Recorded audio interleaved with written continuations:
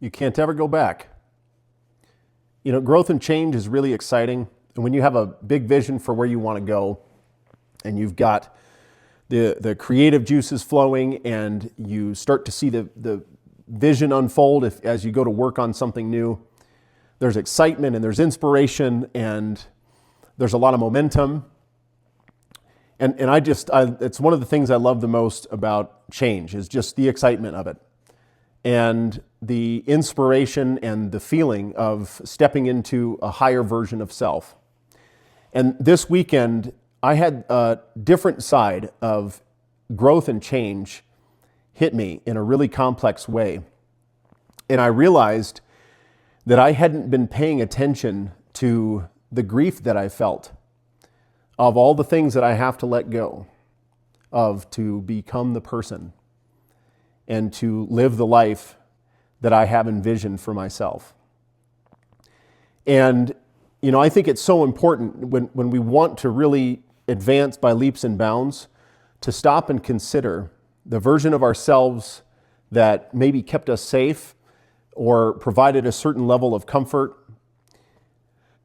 And oftentimes it is places or people or things that we do, ways that we would do things.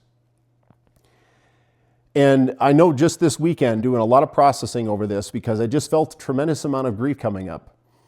And I stopped myself and said, what is this? And I realized that it was in part grieving the loss of a version of myself that can never go back. And I think it was Oliver Wendell Holmes who said that a mind, once it is expanded and stretched by an experience, it can never return to its original dimensions. And it's the same way, really, for our whole being. Our mind, our body, our soul, for lack of a better way to say it.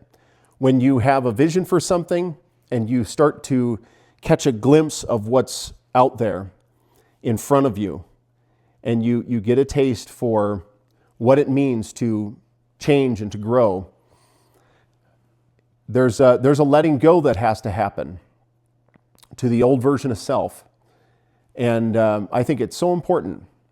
I know for me it was really important just to stop and to appreciate and to acknowledge and to grieve that version of self so that I could move onward and upward. So that's where we're going, onward and upward.